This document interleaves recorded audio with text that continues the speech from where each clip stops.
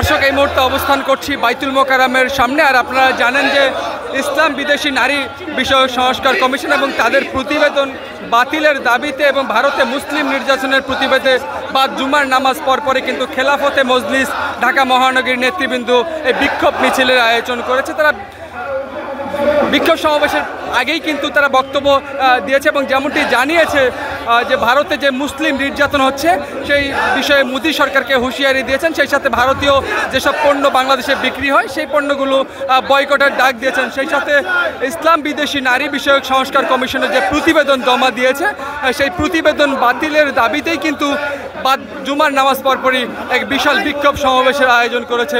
আপনারা দেখছেন আমার ভাইয়ের রক্ত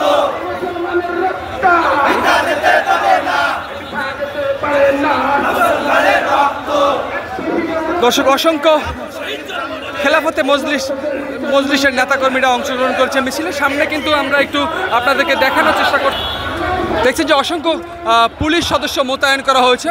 পিছনে মিছিলটি আসছে খেলাফত মজলিসে, সেই সাথে কিন্তু সামনে অসংখ্য পুলিশ মোতায়েনের ব্যবস্থা করা হয়েছে যাতে কোনো ধরনের অপ্রীতিকর ঘটনা না ঘটতে পারে সেই বিষয়ে সতর্ক রয়েছে আইন শৃঙ্খলা বাহিনী। দর্শক দেখছেন যে পুলিশ সদস্য থেকে শুরু করে আরও অন্যান্য বাহিনীর সদস্যরা কিন্তু এখানে উপস্থিত রয়েছেন।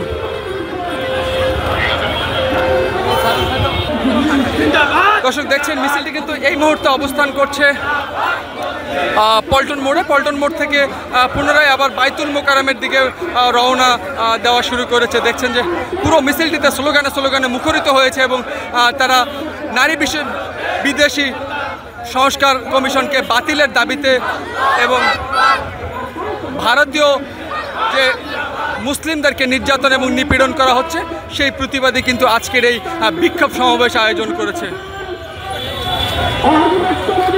দেখছেন যে একদিকে পর্যাপ্ত পরিমাণে পুলিশ মোতায়েন করা আছে, সেই সাথে খেলাফতে মজলিসের নেতাকর্মীরা কিন্তু এখানে বিক্ষোভ মিছিলের আয়োজন করছে। আপনাদেরকে দেখানোর চেষ্টা করছি পল্টন মোড় থেকে।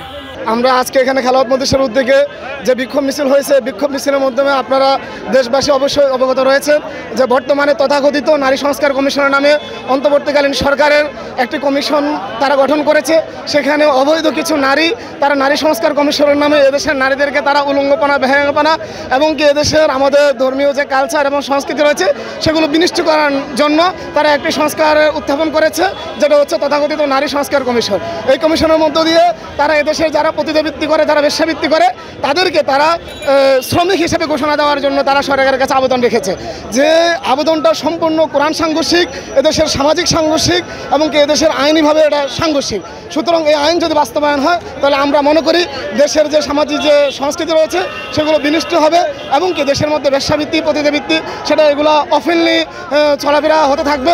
সুতরাং আমরা খেলাফত মজলিসের আজকের এই বিক্ষোভ মিছিল থেকে আমরা সরকারের কাছে আবেদন জানাতে চাই তথাকথিত যে নারী সংস্কার কমিশন তারা সরকারের কাছে উত্থাপন করেছে সেগুলো অনতিবিলম্বে ছুড়ে ফেলা হোক এবং কি বাতিল করা হোক।